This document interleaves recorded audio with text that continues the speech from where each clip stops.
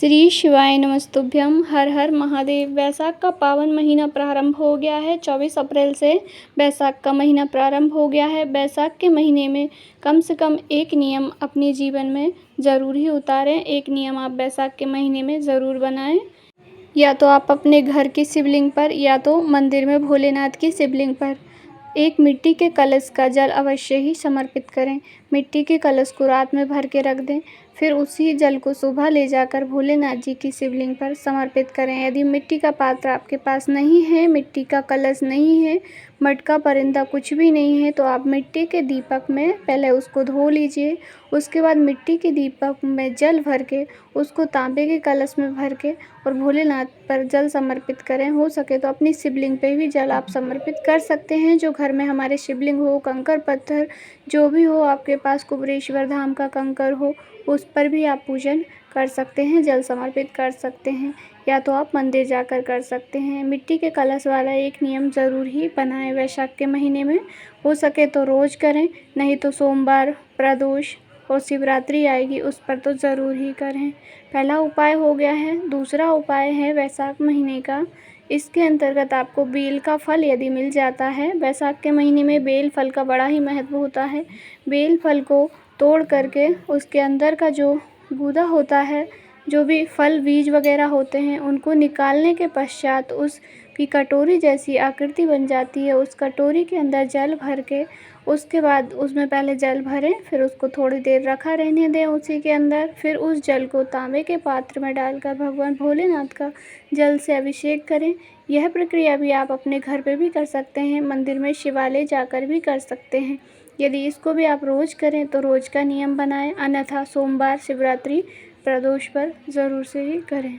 और इन नियमों को बनाते समय आप यह संकल्प लें अर्थात प्रार्थना करें। एक दिन जैसे आप मिट्टी का कलश से जल समर्पित करना चाहते हैं तो आप उसका संकल्प लें कि मैं ये जल इतने दिन समर्पित करूंगी, या भोलेनाथ मुझसे जितना बन सकेगा करूंगी। उसके लिए आप कोई कामना भी कर सकते हैं। जो भी आपकी कामना हो उस कामना के लिए आप जल समर्पित कर रहे हैं, यह भी भोलेनाथ से आप प्रार्थना कर सकते हैं। तीसरा उपाय वैशाख महीने का बहुत ही छोटा सा उपाय है, आसान सा उपाय है, और यह संतान प्राप्ति का बहुत ही अचूक उपाय है। यह गुरुजी ने 1 साल पहले जो कथा हुई थी वैशाख माह प्रारंभ होने से पहले, उस कथा में बताया था, और बस एक ही वैशाख माह निकला है इस उपाय को बोले हुए गुरुजी को, और केवल वैशाख के महीने में ही यह उपाय किया जाता है। यह उन लोगों के लिए है जिनको संतान की प्राप्ति नहीं हुई है, विवाह के कई वर्ष हो गए हैं, तो आप अवश्य ही इस उपाय को ज़रूर से कीजिएगा। करना क्या है, एक मिट्टी का कलश लेना है छोटा सा, और एक तांबे का कलश लेना है। दोनों को भरने के पश्चात आपको सीधे हाथ में मिट्टी का कलश लेना है, उल्टे हाथ में आपको लेना है तांबे का कलश। पति पत्नी दोनों भी यह उपाय कर सकते हैं, या दोनों में से कोई एक भी यह उपाय कर सकता है। जाना कहाँ है आपको, वट वृक्ष के नीचे जाना है। वट वृक्ष के नीचे पहुंच करके यदि वहां पर शिवलिंग है तो बहुत अच्छी बात है, शिवलिंग नहीं है तो आप किसी भी कंकर पर यह जल समर्पित कर सकते हैं। पर जल का आपको आचमन करना है, तो यदि आप कंकर पर जल समर्पित करेंगे तो आपको जल प्राप्त नहीं हो पाएगा। तो ऐसी स्थिति में आप हो सके तो वहाँ पार्थिव शिवलिंग का निर्माण करके भी जल को अपनी कटोरी में झेल सकते हैं। नहीं तो आप एक कटोरी में वहीं से उठा करके एक कंकर को रख लें, फिर उस पर जल समर्पित करें। दोनों लोटे से एक साथ जल समर्पित करना है। जल समर्पित करते समय आपको प्रजापति दक्ष, माता आशक्नी और माता प्रसूति तीनों का ही नाम स्मरण करके जल समर्पित करना है। एक बार नाम फिर से सुन लीजिए, प्रजापति दक्ष, माता आशक्नी, माता प्रसूति, तीनों का ही नाम लेके दोनों कलश को एक साथ जल समर्पित करना है। दोनों की धार बना करके थोड़ा सा जल झेल लीजिए।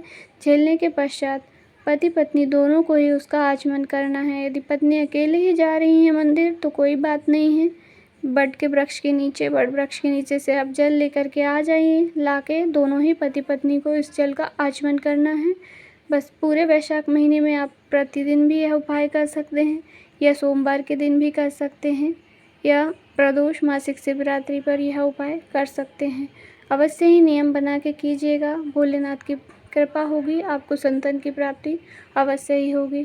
यदि आपके घर में, मोहल्ले में कहीं पे ऐसे कोई हैं जिन्हें संतान की प्राप्ति कई वर्षों से नहीं हुई है, रिश्तेदारों में है, तो आप यह उपाय उन्हें शेयर करके ज़रूर बताएं। इस पूरे वीडियो से संबंधित आपके मन में कोई डाउट है, कहीं पे कुछ समझ नहीं आए तो आपका अपना चैनल है, अवश्य ही पूछिएगा। वीडियो की जानकारी थोड़ी सी भी उपयोगी लगी हो तो वीडियो को लाइक ज़रूर करें। चैनल पर नए हैं तो सब्सक्राइब करें। कमेंट में हर हर महादेव, श्री शिवाय नमस्तुभ्यम अवश्य ही टाइप करें।